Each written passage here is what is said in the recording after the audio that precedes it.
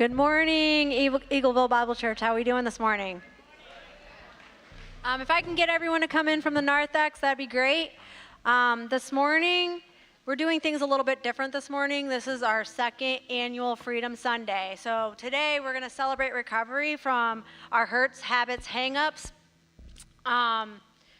Instead of having a sermon today, we're actually have a testimony from one of our participants of Celebrate Recovery. So if I can get you all to stand and worship with us, that would be awesome.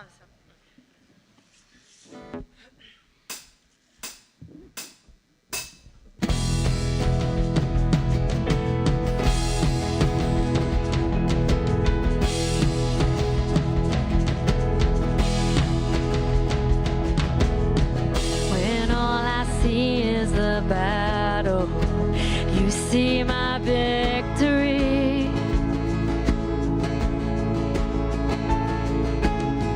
When all I see is a mountain, you see a mountain move. And as I walk through the shadow, your love surrounds me.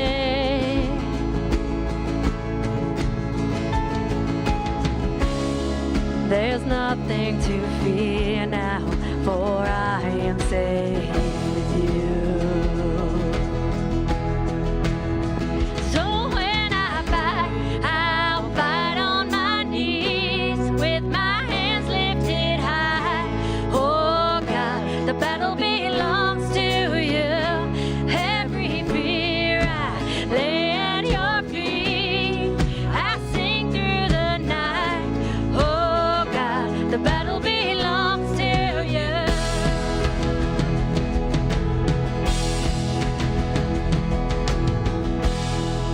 And if you are for me, who can be against me? Yeah. Oh Jesus, there's nothing impossible for you. When all I see are the ashes, you see the beauty. Thank you, God. When all I see is a cross, God, you see the empty tomb. So when I fight, I'll fight on my knees with my hands lifted high. Oh God, the battle belongs to you. Every fear I lay at your feet. I sing through the night. Oh God, the battle belongs to you. An almighty fortress, you go before us. Nothing can stand against the power of our God. You shine in the shadow, you win every battle. Nothing can stand against the power of our God.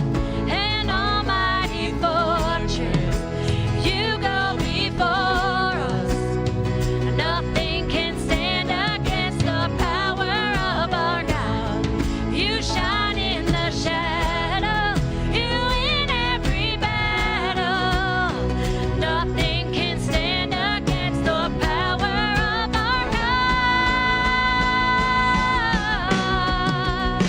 So when I fight, I'll fight on my knees with my hands lifted high. Oh God, the battle belongs to you. Every fear I lay at your feet. I sing through the night. Oh God, the battle belongs to you. Oh God, the battle belongs to you.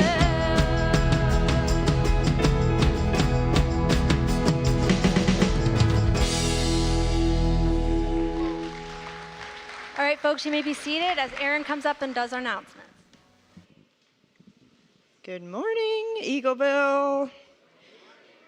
Happy Independence Day weekend and happy 250th birthday to our country. I can see you guys all look red, white, and blue out there. Yeah. Yeah. So on this Freedom Sunday, we're going to celebrate a couple things, that being one of them. But secondly, we're going to talk a little bit about our Celebrate Recovery ministry after I go through some brief announcements. So welcome to Eagleville. If you're new here, we invite you to stop in at our Welcome Center and say hi, introduce yourself. We would love to give you some more information about the church and just get you connected here. We don't pass a plate at Eagleville, but if you have tithes or offerings, you can put them in the brown wooden boxes on either side of our entry doors. You can also give online via our website or our app. Couple brief announcements. We have a S'more Jesus family camp out here at the church, August 7th and 8th. So just mark your calendar on that one.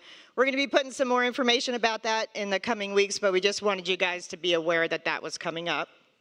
Next, we have our family meetup at Waldemere. We do this every year. It's really fun. If you're able to come out on Thursday, July 23rd, we have tickets on sale in the narthex, currently for $33 a piece. So stop out there and buy your tickets whenever you're able. Next, we have a women's woven worship and prayer night coming up Friday, July 17th at 6 p.m. So this is kind of like a continuation of the January conference that they did. There'll be some speakers that are going to be touching on some topics that at the conference the women had put up on the wall to pray about.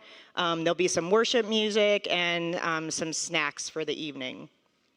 Lastly is our blood drive. That's going to be July 13th from 12 to 6 p.m. So not tomorrow, but July 13th. We're going to kind of announce it a couple weeks ahead of time now. So we touched on it briefly. Today we're celebrating what we call Freedom Sunday. So this will be our second annual Freedom Sunday, where we just kind of focus the service on that spiritual freedom that's found in Jesus Christ at our Celebrate Recovery ministry that meets here on Tuesday nights from 7 to 9 p.m. If you're struggling with anything at all, my husband Steve was one of the founding leaders of CR. He took on that ministry and led it through all the years that he served here at the church. And in September of this year, we'll be entering into our 20th year of that ministry here at Eagleville.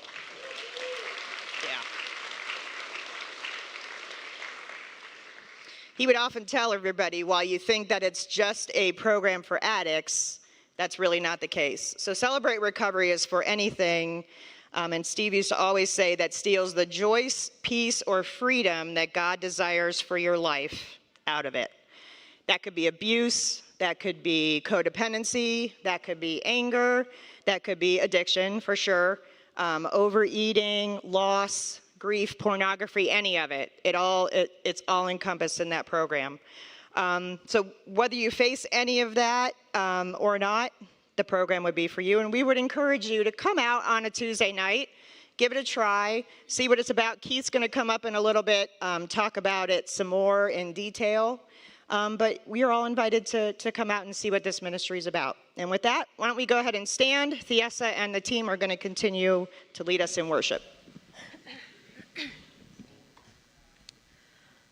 So this next song, it's titled Redeemed. And I know not everyone here knows me. My name's Thiessa. It's hard to remember, and if you call me something wrong, I don't get offended. But, I started coming here in 2016. I started attending Celebrate Recovery, and, through Christ, I have been redeemed. And how many of you feel that you've been redeemed, right? Hallelujah. So, like I said, a lot of you guys don't know me. I've came from severe addiction. I've been to jail. I'm a two-time felon. And when I say I've been to jail, like a lot, probably 20 times. And Jesus, the world didn't accept me, and they didn't have a place for me, but Jesus redeemed me from that. And then this church and Celebrate Recovery has just given me a home and a family, and I just love all of you for your support and of the church and of Celebrate Recovery. And with that, we're going to sing the song Redeemed.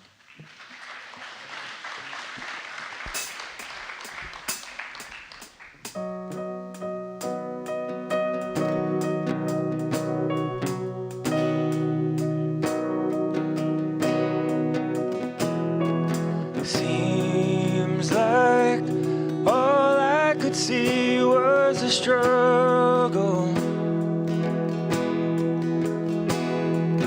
haunted by ghosts that lived in my past, bound up in shackles of all my failures, wondering how long is this gonna last. Then you looked at this prisoner and said to me, son, stop fighting a fight that's already been won. And I am redeemed. You set me free. So I'll shake off these heavy chains, wipe away every stain. Now I'm not who I used to be, and I am redeemed.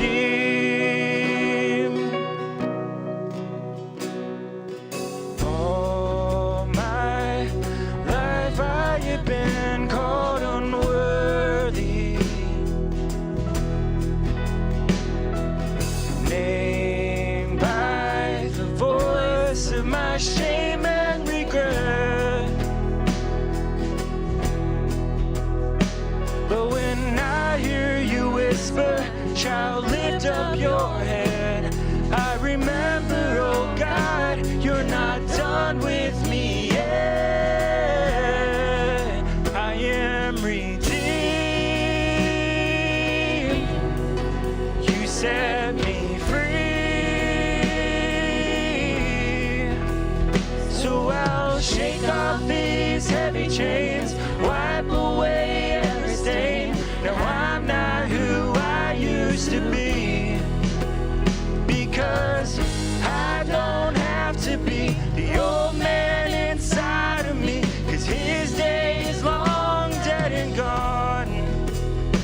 'Cause I've got a new name, a new life, I'm not the same, and a hope that will carry me home. I am redeemed. You set me free. So I'll shake off these heavy chains, wipe away every stain. No, I'm not who I used to be. I am redeemed.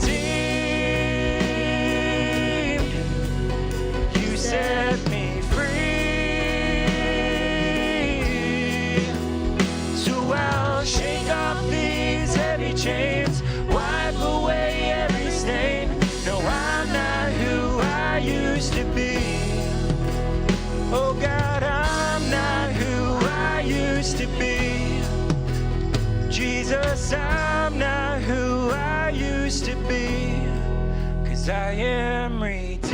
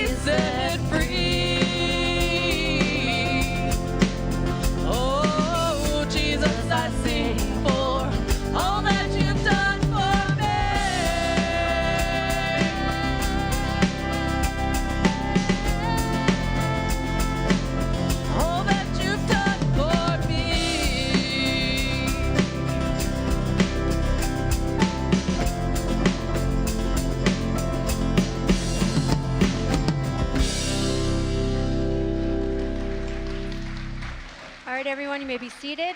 Lori Jean, I'm going to invite her up, and she's going to read the principles of Celebrate Recovery.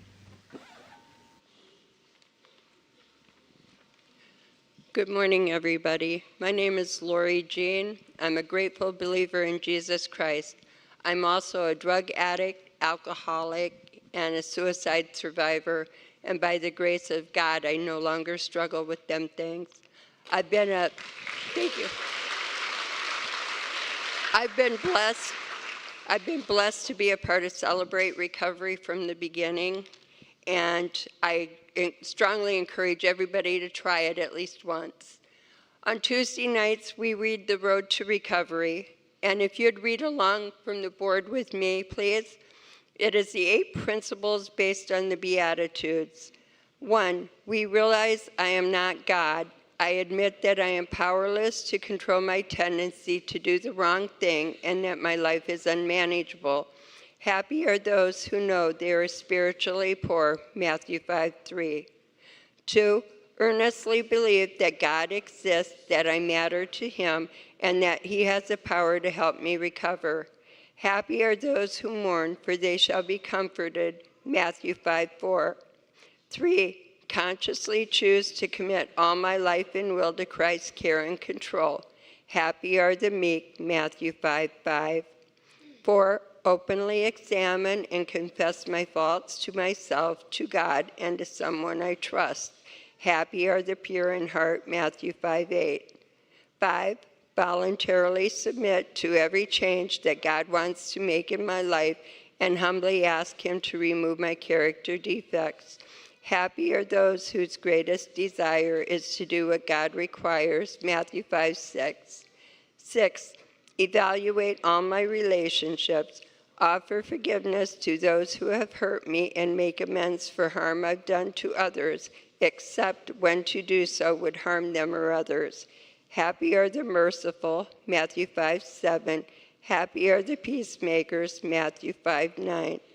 7, reserve a daily time with God for self-examination, Bible reading, and prayer in order to know God and his will for my life and to gain the power to follow his will. And number 8, yield myself to God to be used to bring this good news to others, both by my example and by my words. Happy are those who are persecuted because they do what God requires, Matthew 5:10. Thank you very much.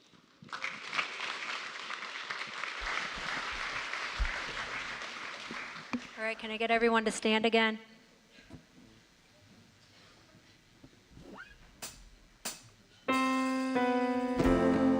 Walking around these walls, I thought by now they'd fall, but you have never failed me yet.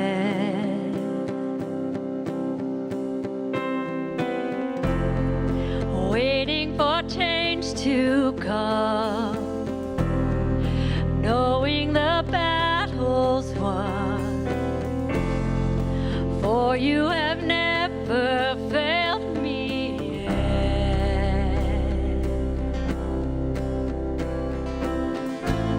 Your promise still stands, great is your faithfulness, faithfulness. I'm still in your hands, this is my confidence, you've never failed me yet.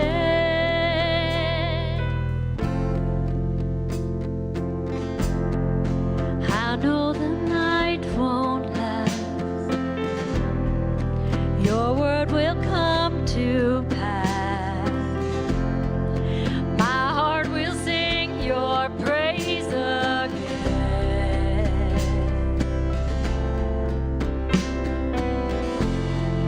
Jesus, you're still enough. Keep me within your love. My heart will sing your praise again. Oh, your promise still stands. Great is your faithfulness, faithfulness.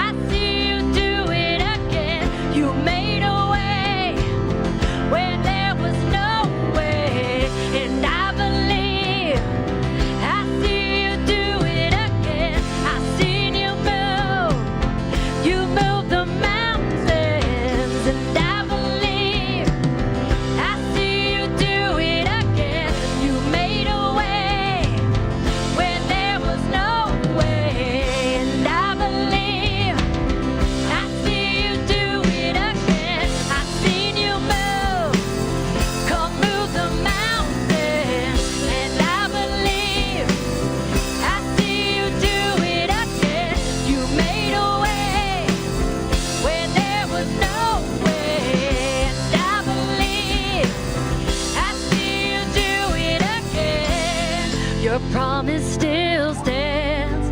Great is your faithfulness, faithfulness. I'm still in your hands. This is my confidence. You've never failed. Your promise still stands. Great is your faithfulness, faithfulness. I'm still in your hands. This is my confidence. You never failed me yet. You never failed me yet.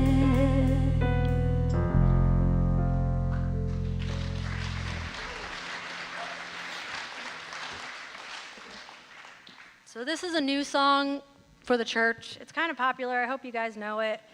If not, try to sing along. It's pretty repetitive.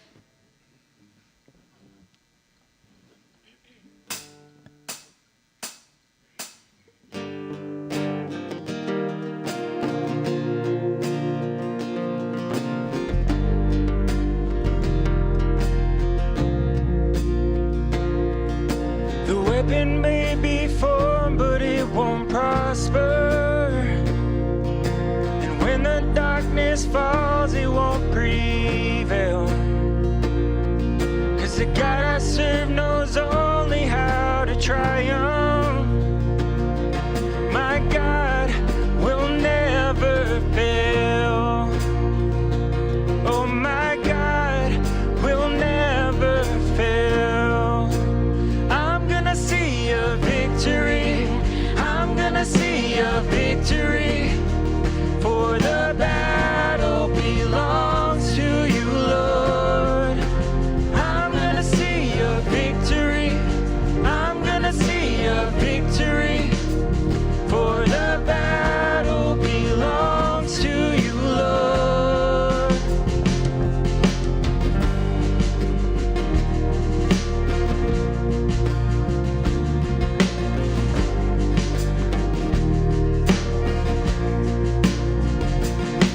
There's power in the mighty name of Jesus. And every war he wages, he will win. And I'm not backing down from any giants.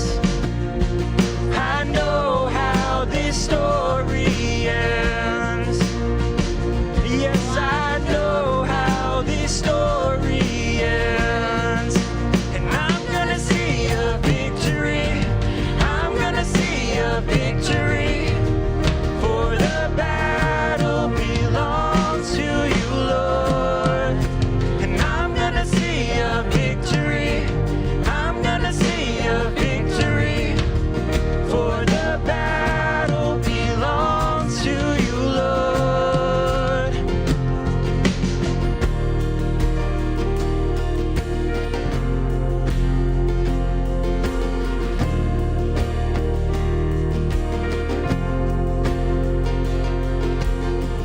You take what the enemy meant for evil and you turn it for good. You turn it for good. You take what the enemy meant for evil and you turn it for good. You turn it for good.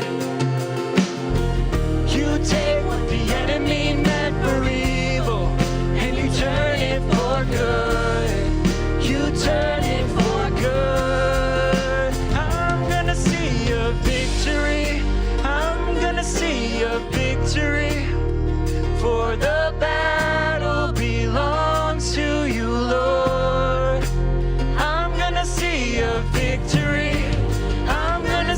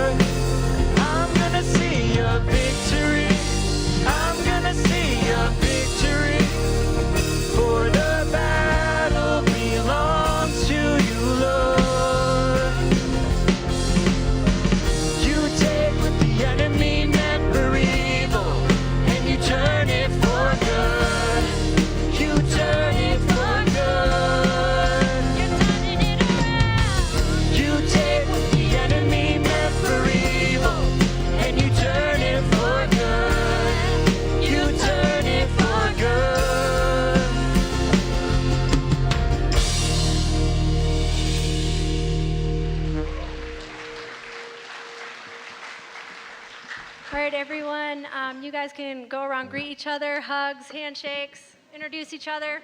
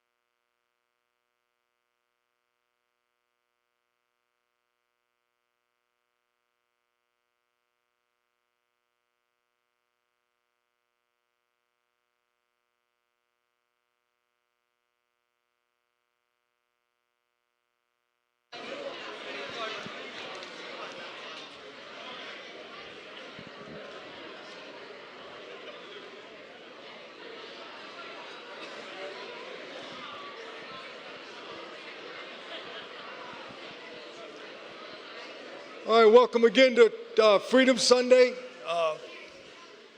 We like to say and celebrate recovery, freedom from hurts, habits, and hang-ups. So I'd like to thank the praise team again. Fiesta does a great job.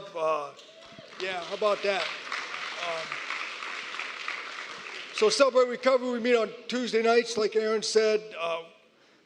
One blessing we have, the praise team comes out on Tuesday night and practices from 5:30 to 7, right on. And they run through their set for us from 7 to 7:30. So at the beginning of our program is praise, just like we get Sunday morning. So it's a great way to start Celebrate Recovery. And then 7:30 to 8, Matt's going to give a testimony this morning. We either have a testimony or a lesson. So the Celebrate Recovery program has 25 lessons, so we have 25 testimonies. So it's about a 50-week program. And then at 8 o'clock, we break off into small group. We eat a lot of cookies and coffee between that, but leave room for that. I always make sure the lessons are done early or group is delayed, one of the two, yeah. So that's pretty much, so 7 to 7:30 is praise, 7:30 to 8, lesson or testimony, 8 o'clock, small group. And so it's kind of a 7 to 9 o'clock. So I'd like to thank everyone that is a part and comes out on Tuesday night. But there's just way too many people to thank. I can't do that, but I'm really grateful for everyone. But what I do want to say is, you know, Celebrate Recovery, they try this. We had other churches come out here and try it at churches. It just, like Aaron said, we've been doing this for 20 years. And I think we do that because our senior pastor makes it clear. Being in recovery, being here at Celebrate Recovery is welcomed and accepted at Eagleville Bible Church, right? And I think of my brothers, you know, from CR sitting down here in the front row. He encourages that. You know, it reinforces that no matter who walks through that door, you're a valued member of our family here at Eagleville, right? I always think nobody's better than, nobody's less than. And Bill just does a great job of that. Him and Jerry come out on Tuesday nights. The only different, Celebrate Recovery the first Tuesday of the month, so this coming Tuesday, the church, you guys buy hamburgers and hot dogs, and we have them on the grill. We have dinner from 6 to 7. And Bill and Jerry will always come out and sit with the guys from these recovery, from dark places, right? And they don't know he's a pastor. They're sharing, you know, he just sits right down with us. So I appreciate that because it just reinforces that they are valued members. And I just thank Bill a lot. So Matt, come on. Matt's going to share his testimony this morning. So before we do that, I love, Paul said in 2 Corinthians chapter 12, verse 9 through 10. And we use a lot of Bible verses at Celebrate Recovery every week. But Paul said, but he said to me, my grace is sufficient for you. For my power is made perfect in weakness. Therefore, I will boast all the more gladly about my weaknesses, so that Christ's power may rest on me. That is why, for Christ's sake, I delight in weaknesses, in insults, in hardships, in persecutions and difficulty. For when I'm weak, then I'm strong. And I love that. It's such a foundational passage for me with recovery. It completely changes how we think about weakness, right? Addiction often tells us to be strong enough to handle it yourself. I think of my parents' generation. They weren't sharing with nobody. Recovery begins when we accept, when we admit our struggles. And I can't do it on my own. And we get beaten down. And Matt's going to share that. But I think I boast all the more gladly about my weaknesses, so Christ's power may rest on me. So I'm going to pray, and then I'm going to give the mic to Matt. Dear God, just thank you for this morning, and thank you for the church and Celebrate Recovery, and just the whole church supports Celebrate Recovery, Lord, just on and on. I think I can't even name, Lord. There's all the support. We thank you for that. We thank you for the recovery here, Lord. Just be with Matt as he shares. We just ask that Christ's power rest on him and comfort him, and let his words be your words, Lord. And we just thank you in all things. In your name, amen.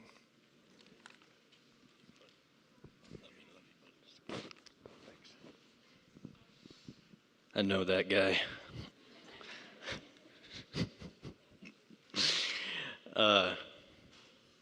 Yeah, I mean, Keith and I, go way back. You're here how long soon? But he's been my sponsor, mentor, accountability buddy, and through all sorts of trials. But yeah, and I do appreciate a place that is so comforting, even when you are broken and hurt. There's no better place than here, and it's so well accepted. And even recently and throughout the years, I've come in them doors, and I think I don't need to go. I'm going through something. I'm having a tough time. This is exactly where Jesus wants us to be. With other people in this place, thinking about Him, talking about Him, and the strength that He can provide. With that, I'll start from the beginning. My name's Matt McCormick. Been coming to the church for a while, since 2016. But going way back, my dad was an alcoholic, and he used methamphetamines for like 20 years. It was over a couple decades. So, with that drug, your lifestyle and daily habits are not very good. They're weird. So my childhood was pretty difficult. I lived in other places. I was constantly moving. We were kind of running from him. He was just kind of isolating. There wasn't a whole lot of food. He worked out of our garage, and my mom didn't work. So it was kind of come and go. Yeah, I think of the craziness that, secondhand addiction brings. When I was like 14, my brother was 12. He pointed a shotgun at us, was looking for my mom. But, I mean, as you heard from Jimmy last year, there he is. As you heard from Jimmy last year, and you'll hear throughout the rest of my story, that I'm not unique. I'm not alone. And that's one of the greatest things that Celebrate Recovery taught me was, this is just another day in the life of an alcoholic addict, someone outside of understanding who God is in Jesus Christ. But because my dad lived a chaotic life and I had secondhand sort of consequences from that, I didn't drink. I wanted nothing to do with it. I didn't even know what it smelled like. That's as much as I wanted to stay away from it. But in high school, I don't like being up here talking. But in high school, I probably would have ate this up. They voted me to speak at my graduation. I was kind of like the typical overachiever star. I was MVP in soccer and tennis my senior year. I was president of the band, National Honor Society, student council. But I did that because it was something I could control. Because I knew my home life was out of my control.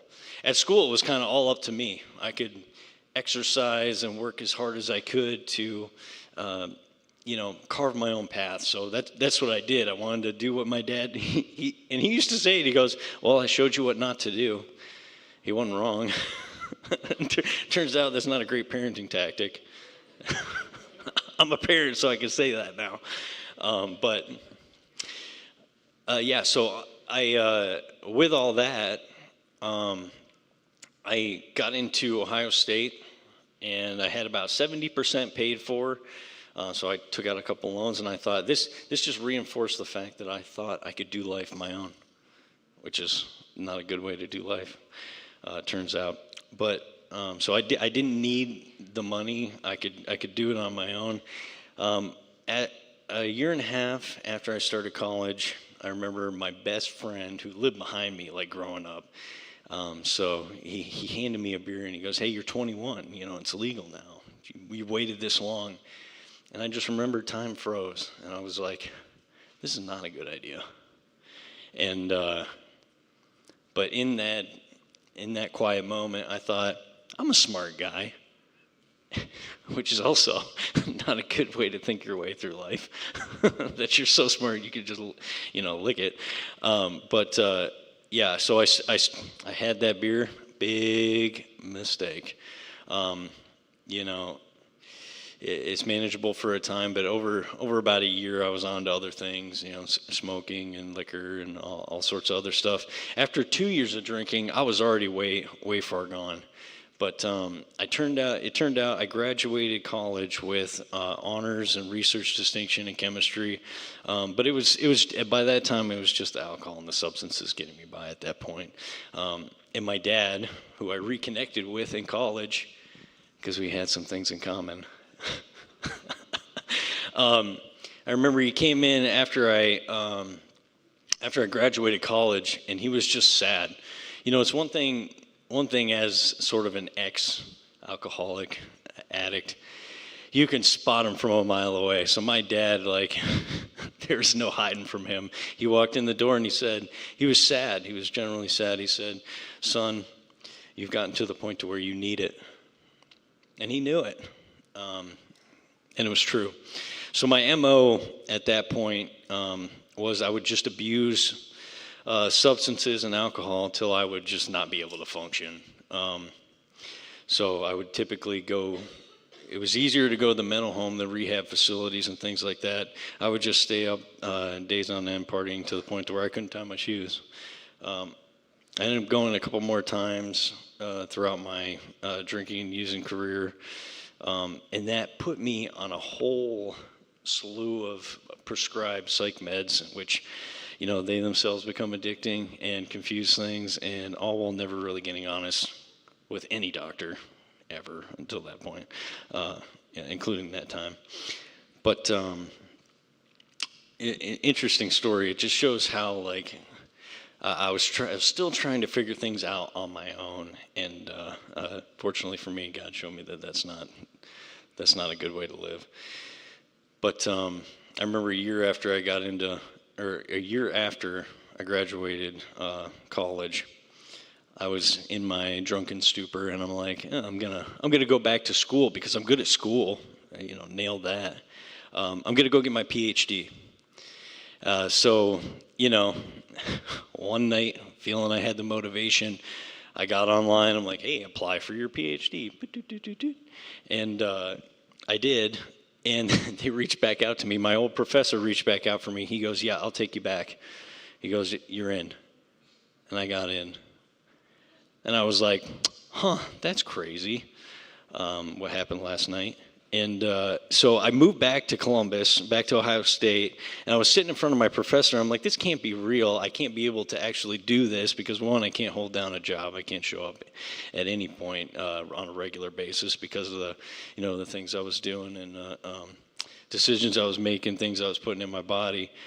How am I going to afford to actually have a place and go and do this PhD?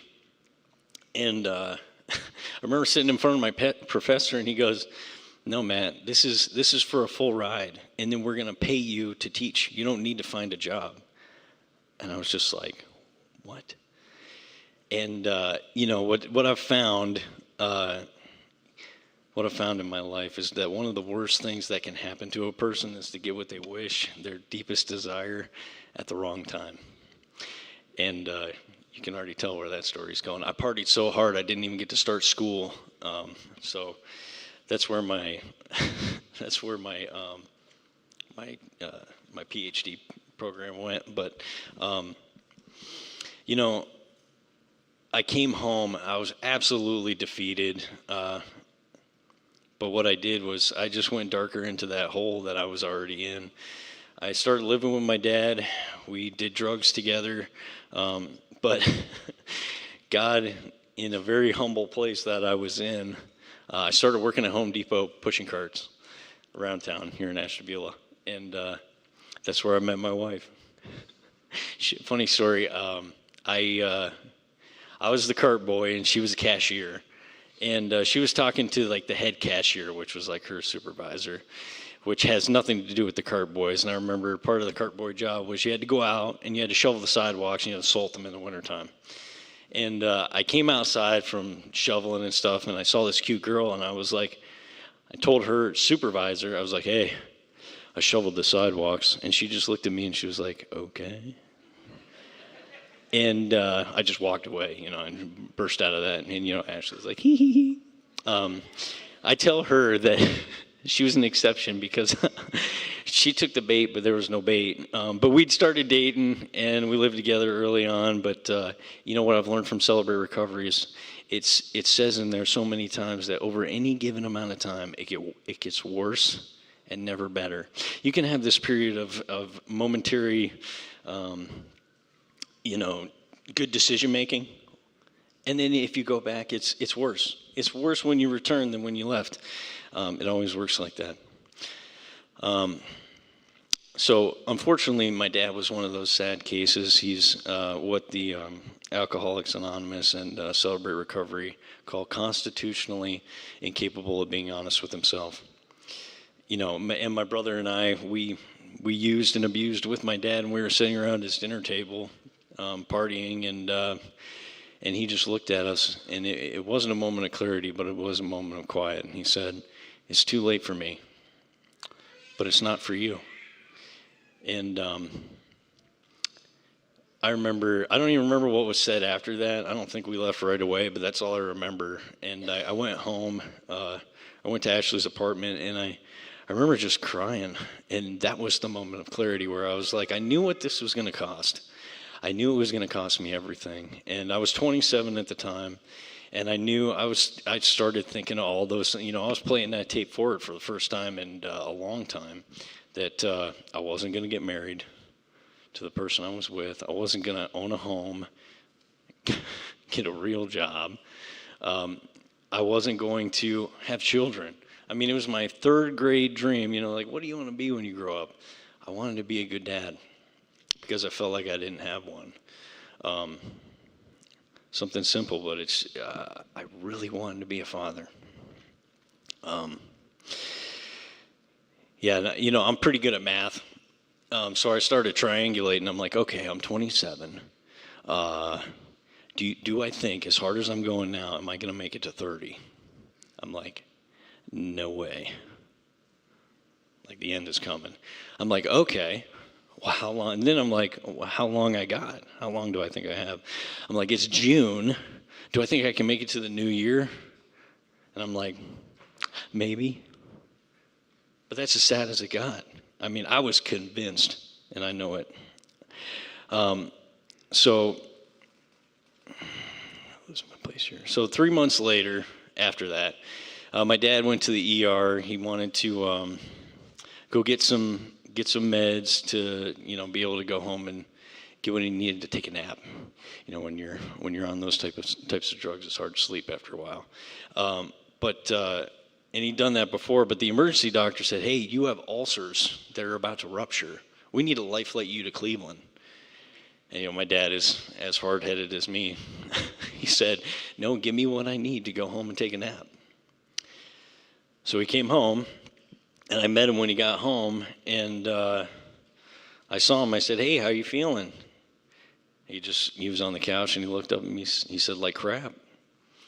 And I said, hey, you got some money. Do you want to go party? And I remember he just looked at me with this sad face. And he just said, no, man. And he rolled over on the couch. And I left. Well, my dad had a brain aneurysm and died that night. Those are the last words to my dad is, hey, you got some money, you want to go party. So for me, life outside of Jesus is so selfish. It's so backward from what it was intended when he made me, and I know that. My dad used to, because he was a part of the program, like I said, constitutionally incapable of being honest with himself. He just couldn't put the action behind the good things that he knew and thought. But that's where this program comes into play, is these, God is the solution. These steps are the program of action. We need like one step in front of the other. They always say it's 1 through 12 for a reason, and don't skip any numbers. Just do them in order. He used to say, you know what your problem is, son? And that's the pot calling the kettle black. He said, you know what your problem is? Me, I, more. And then when he was really mad, he'd say, no. But when I think of that, I think of Ephesians 4:18. It says, they are darkened in their understanding and separated from the life of God because of the ignorance that is in them due to the hardening of their hearts. If I had a heart, it was really hard, for sure. Having lost all sensitivity, guilty. They had given themselves over to the sensuality to indulge themselves in every kind of impurity, and they're full of greed. I needed to get what I wanted, and I was going to get it one way or another. I mean, that's how just against God I was. As a lot of others in this program, and you heard from Jimmy last year, I've had lots of bottoms. Use your imagination. Heroin, crack, methamphetamines.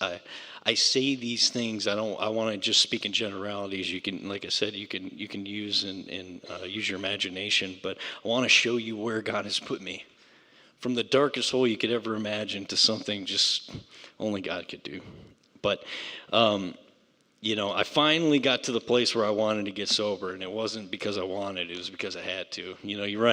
At some point you run out of roads, you run out of options. You painted yourself in a corner, and then you look up and you throw up the white flag when you're like, hey, you up there, buddy? You know what I mean? When he needs to be our first option, but fortunately for me, God did not ignore my cry for help. So, I talk about this, and all this crazy nonsense is, I'm not unique. But fortunately for me, when I did raise up that simple but heartfelt prayer of please help me, that's where God does his best work.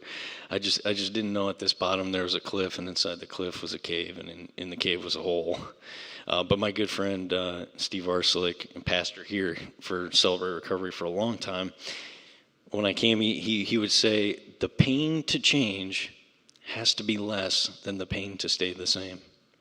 And if I was going to live another day, I couldn't stay the same anymore. So my last drink or drug was this past June. It was 11 years, June 15th, 2015.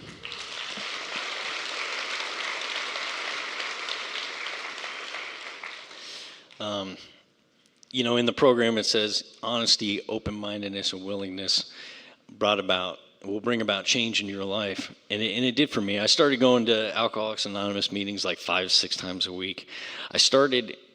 One of Ashley's friends begged us to come to Eagleville, begged us. Against our will, I remember telling Ashley at the time, I said, Sundays are for sleeping, not waking up early. And she's like, we just need to go so she'll stop asking. I was like, fine.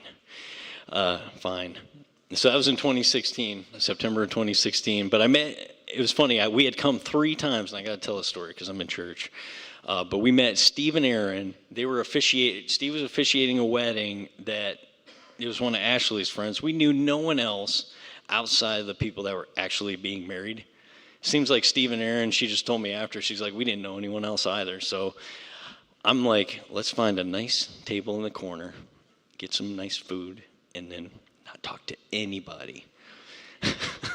And Steve, there's no one else around. He locked eyes with us. He goes, I recognize you from church. I'm like, how in the world? I've been there 3 times, and I definitely know I didn't talk to anyone, including the pastor. But he did. So, funny story, even funnier story. He sits down with my now wife. We weren't married then. He goes, he could say the darndest things if you knew him. The first thing he said was, "Are you married?" So I said, "No." And then he said, like, quick shot from the hip. He said, "Why not?" And he had this smile that you knew he like. I'm like, oh man, it wasn't totally awkward, but I'm like, dang, now I'm gonna have to address that one. And I was a year and a half sober at that time, so I had come to terms with the fact that I was stupid and not good at making good decisions. So I said, well, it turns out I was a closet junkie. She didn't know. I caught charges, and now I'm sober. He's like, wow. It turns out I run Celebrate Recovery at that church. It's every Tuesday. I'm like, huh. I'm thinking in my head, I've only been there 3 times. I wouldn't even know what the church does. This is cool. But yeah, fast forward a little bit. Steve and we started Celebrate Recovery. Steve said, hey, you'll like it. I did. I liked it. I've never left. So it's 2026, and I'm still going almost every Tuesday. I would say every Tuesday, but there are always exceptions once in a while. But he baptized Ashley and I. It was in 2017. He married us in 2017. This church has changed the trajectory of our lives. And, when I see people come in to Celebrate Recovery, whether they know this place does meet on Sunday morning, I'm like, please come in. You will be so welcomed because this is what the church is for. Jesus said it's like a hospital. But I love that about this place. If I were asked what Miracle Life would be if I could dream one up when I was first getting sober, I couldn't dream of the life I actually live today.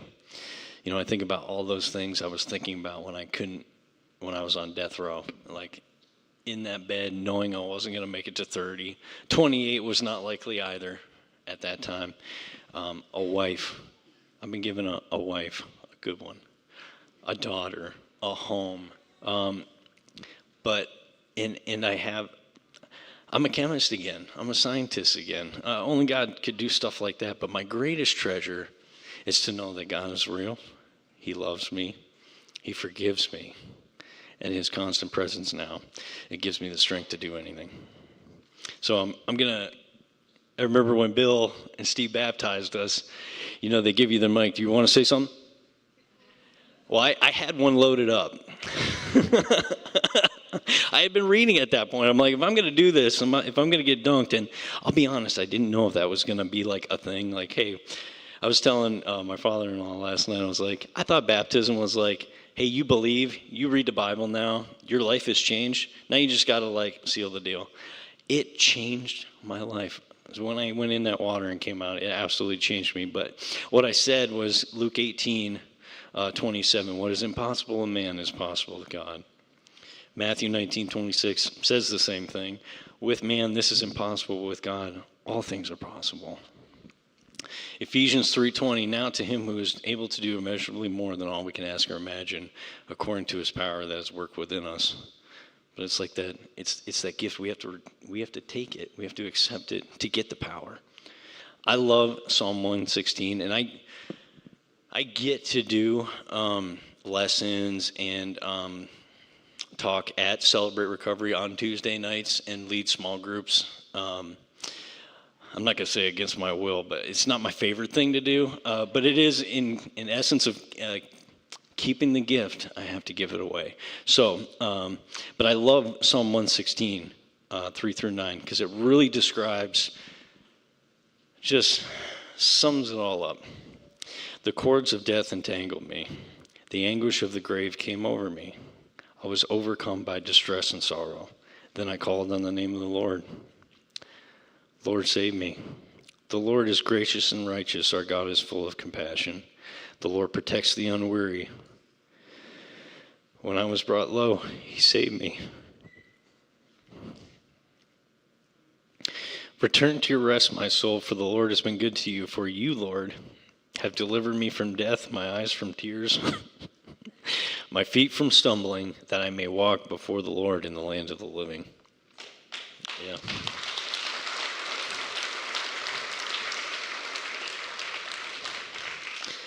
But what I love about that verse is it tells you when. It's the land of the living. That's today. You know, this isn't some fictitious like afterlife, which we get, which is also awesome, but it's now. We get the power now. But what I love, and I've learned through Bible reading over these 11 years or so, is the gift of God is the only gift on earth that lasts for eternity, but it's the only gift that cannot be taken from me. You know, I think of like a crazy scenario. One of the guys I used to do meetings with in like online during COVID, but he was an old timer. You know, I've been sober 50 years. I'm like, that's insane. I'm not even 50 yet. But he would say, if complete insanity were to ensue, I was taken captive, wound up naked or homeless, the gift of God can never be taken from me. The same can't be said of anything else.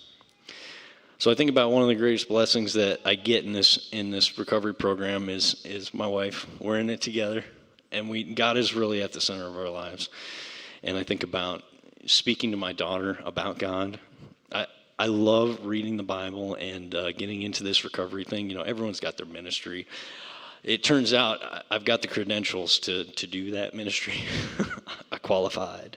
But I can tell her, you know, all the ways that Jesus, you know, saved me and what he's done for me.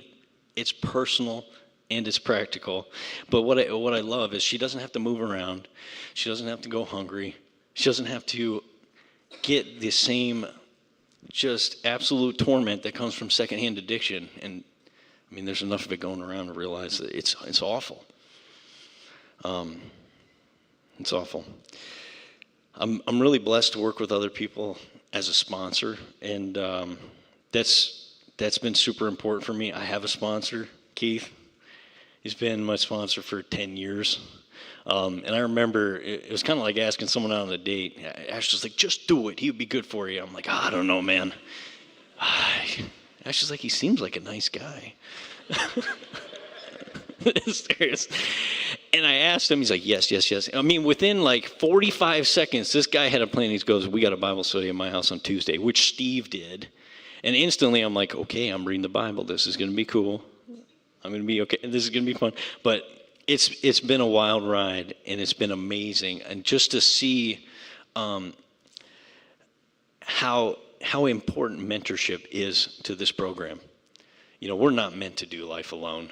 And I think I need that sort of counsel. Without my dad being around, it is super important that I surround myself with godly people. Turns out this church got a few.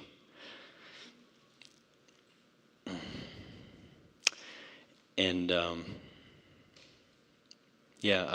but what Keith showed me, and what I want to show other people, is that there is a solution to the sickness.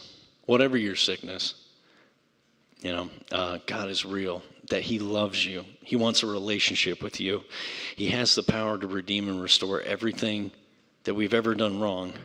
And I know this because that's what he did for me.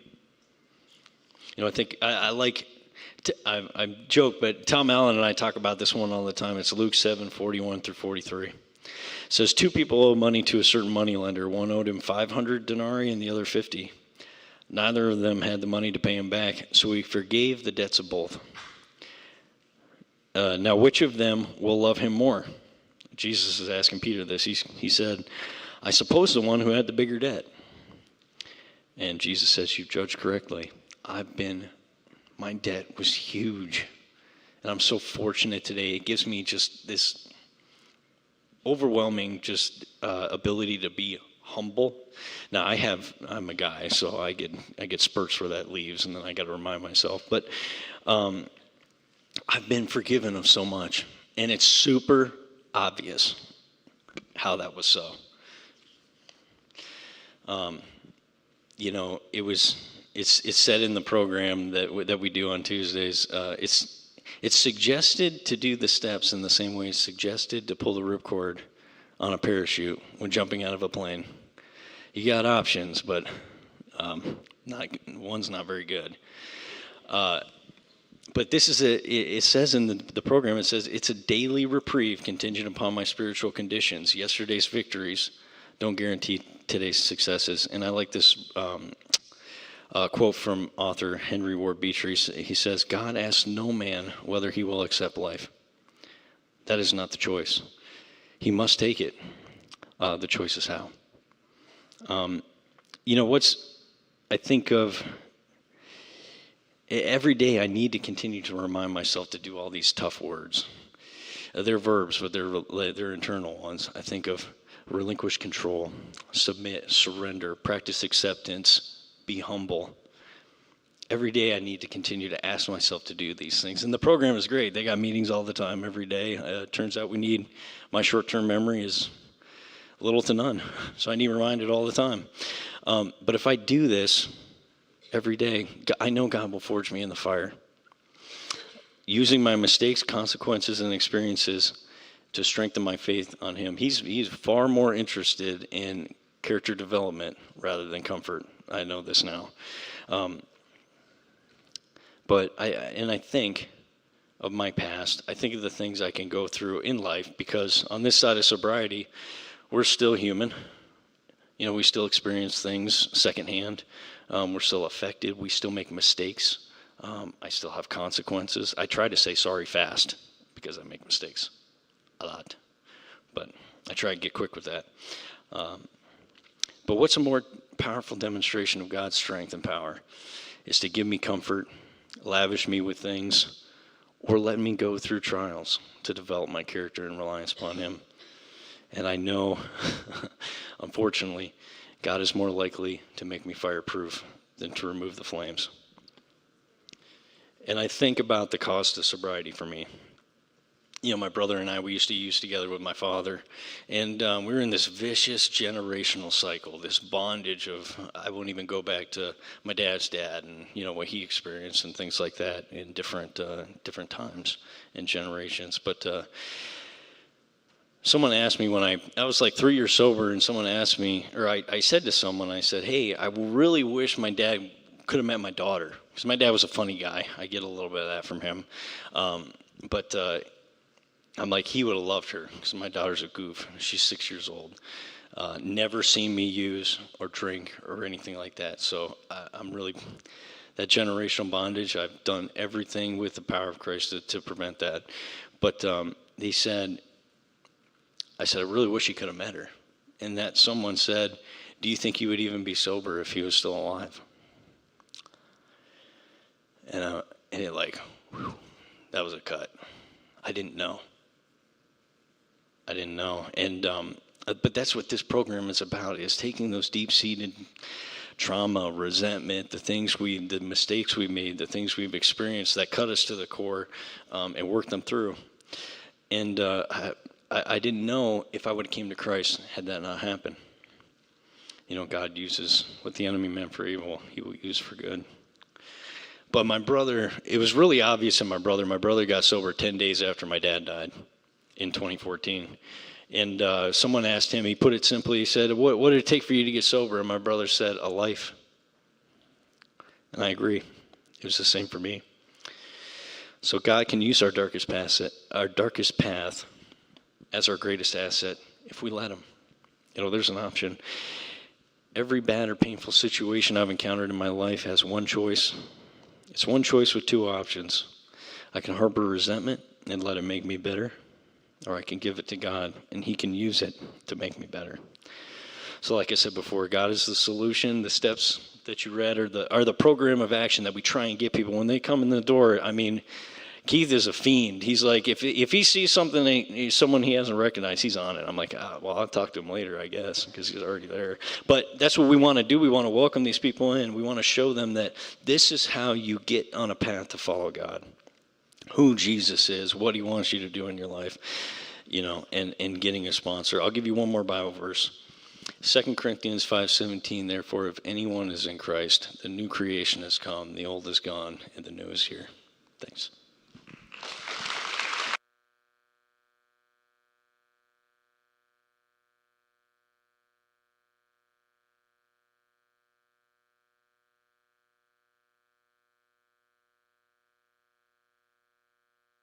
All right, the guys, our CR brothers can come on up and we're going to do the communion. Help me pass out the elements. So when I was asked to lead communion, the best passage that came to me was Ephesians chapter 2, verse 1 through 10. And it actually makes 3 points. It reminds us of who we were, what God has done, and who we are now because of Jesus Christ's resurrection. And Paul begins with the sobering truth right off the bat. Verse 1, he says, we were dead in our trespasses and sins. So we were not merely struggling or wounded, we were spiritually dead, unable to save ourselves. Sin separated us from God and we stood under judgment.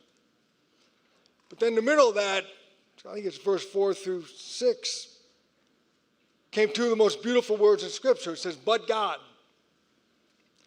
Verse 4 says, but God, being rich in mercy, because of his great love with which he loved us, God did not leave us in our hopeless condition. Because of his mercy and love, he acted. Through the death and resurrection of Jesus Christ, he made us alive together with Christ. So as we take the bread today, we remember Christ's body given for us. As we take the cup, we remember his blood shed for us. These elements remind us that our salvation is not earned by our efforts, but purchased by Jesus' sacrifice. Paul says, for by grace you have been saved through faith. Grace means that salvation is God's gift from beginning to end. We do not come to this table celebrating our goodness. We come celebrating his goodness. We do not remember what we have done for God, but what God has done for us through Christ. Now, I love the way it ends in like verse 8, 9, and 10. It says, for we are his workmanship, created in Christ Jesus to do good works. I love that. The same grace that saves us also transforms us. We are God's masterpiece, called to live for his glory.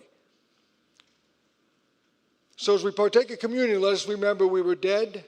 God made us alive. We were lost, but Christ redeemed us. We are saved by grace, sustained by grace, and called to walk in the good works God has prepared for us.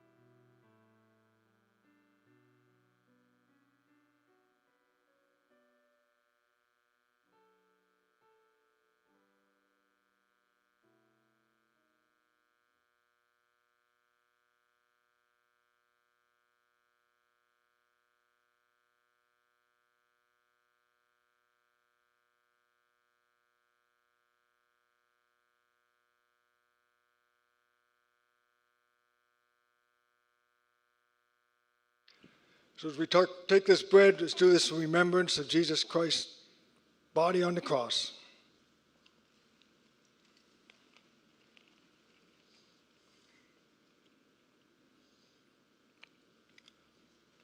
And the same with the cup, as his blood that's shed for us.